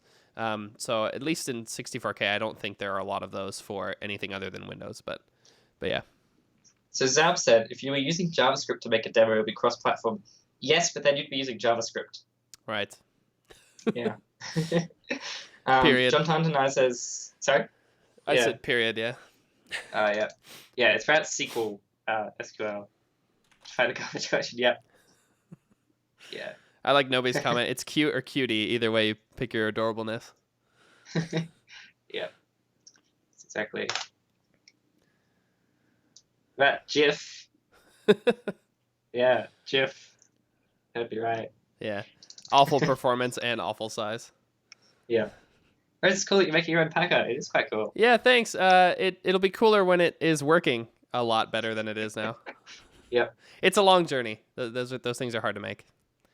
And unlike Crunchy, so what Crunchy did is they took this compressor called Pack 7, and some exe packing stuff from APAC and kind of put them together, or not APAC, UPX, that's the one, and over time also tuned those, and it like didn't just steal the algorithm, like sort of narrowed it down into the stuff that sort of worked, and did a really good job at that. Unfortunately, Pack didn't really progress much more after that, and most of the advancements in compression in the last 10 years have been about speed, especially getting the kind of ratios you get with arithmetic coding, but a lot faster. And that doesn't really help us in this case because we have pretty small data sizes, like on the order of 0.5 MB that we actually have to compress down to 64K. And so I can't really just take those solutions and adapt them. I'd rather go the ground up. So it's taken me a long time to work on that, but it continues. So hopefully I'll have something that is nice. Yeah. Max It's Slow right now. wants It's to going to know. be Sorry about that. Yeah. Max Slow says, "Will it be cross OS?" And the answer right now is no. And Zawa, is it open source? I wanted to open source it. Right now, it's looking like we won't, at least not at first, because one of the problems with, for example, Crunchy is that it was used for a lot of malware, and same with Crinkler, and that's one of the reasons why all of these virus detectors have false positives on these executables. So, as far as those two things, I'm not really sure yet, but we're gonna see. Yeah, we're gonna see. But so far, it's gonna be Windows and closed source for now. Sweet. Cool. I don't know. What else do you guys want to know? Yeah. Any questions we can fire away. Otherwise, other than that, I think we've covered most of the stuff I wanted to cover. I think this is really cool stuff. You guys did say you're planning on something for revision. Is there any beans you guys want to spill about that, or is the maybe? Oh, I don't know if Firewood's gonna want me to do this, but I could show a sneaky little screenshot of something. Oh, that'd be cool. From a while ago. Yeah, if I still got it somewhere. Let me find it. Oh, look at that! Yeah, he doesn't want this. Oh. All right. I mean, it's nothing impressive. I'll just show this quick. It's just a little house. Oh, nice. Just some pretty bad looking wood. Cool. This was from a while ago. Yeah, when I was free doing some sneak peek, guys. Experimenting. Yeah, sneak peek. You saw it here first. Yeah. Yeah. Now you got to guess what it is. Yeah, that'll be fun. In the house, yeah. Yeah. Nice. Yeah, that's pretty that's really cool. Yeah. If we're not getting any additional questions, I guess then that'll be it for us. By the way, thank you so much for doing this stream. I think this was, by the way, this format was cpdt's idea, and I'm totally into it because I especially love doing, like, I love demo scene. I love especially the tools behind the demo scene. I think that's really cool, and I would love to share more of this stuff. So if any of you guys are also working on tools, I know like CCE or Nobi or those guys also have tools they're working on. If any of you guys want to come on and do this, talk about your intros, talk about your groups, whatever, I would love to do that because I think this is really cool. So I also want to say that. But it looks like we do have a question from CCE. Do you use any graphics debuggers such as Nsight or CodeXL when developing? Yes. So I was using API Trace, which is a open source debugger. I was using that for a while. It's pretty much one where you run your program through it, and then it takes a bunch of captures, and then you can open a program to sort of preview all your textures. And yeah, so I have used that a little bit. Actually, like, so that that's the wrong thing. Hang on. That ImGUI interface, that's how you pronounce it, that you saw before. I actually just added that in like yesterday for the stream so I could sort of show things, like how things were working. Yeah. And I wish that I'd done it earlier because just being able to see the textures there live instead of having to go through the debugger. Yeah. Right. So sort of rolling your own debugger for a few things is quite useful as well. Definitely is. Yeah. In our case, I just hack it by just changing the output of some of the passes to output to the screen, which is a little bit. It's kind of a middle ground between the two things you described, but it's even that is super helpful being able to see those. Yeah, definitely. But yeah, looks like that's about it. Anyway, thank you again, cpdt, for doing this. This was really cool. I'll have this uploaded to YouTube in a couple days. Sweet. And that'll be rad. In terms of streaming schedule for the next couple days, I do want to go over this before we go.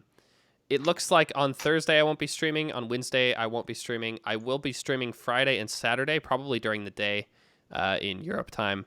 Working on some more Virtual Boy stuff, getting that out of the way before I go to the US for vacation. And then I won't be streaming for a few weeks, so I'll make sure that I post stuff about the actual dates when I won't be streaming. But other than that, everything is going to be a little bit of a weird schedule the next week, and then I'll be off for 3 weeks, and then we'll be back. So anyway, sweet. Thanks again, cpdt. Awesome. This was really cool. Good luck on your next demo, although I'm pretty sure we'll chat again before that. And I look forward to meeting you in person at Revision next year. Yeah. Next year, the year after. Yeah. Wait, you did say 2019. Yeah. So the year after that. Yeah, cool. Year after, yeah. Cool. All right. Yeah, well, thanks, guys, for hanging out. And thanks again, cpdt. And I will see you guys next time. Yeah, see ya.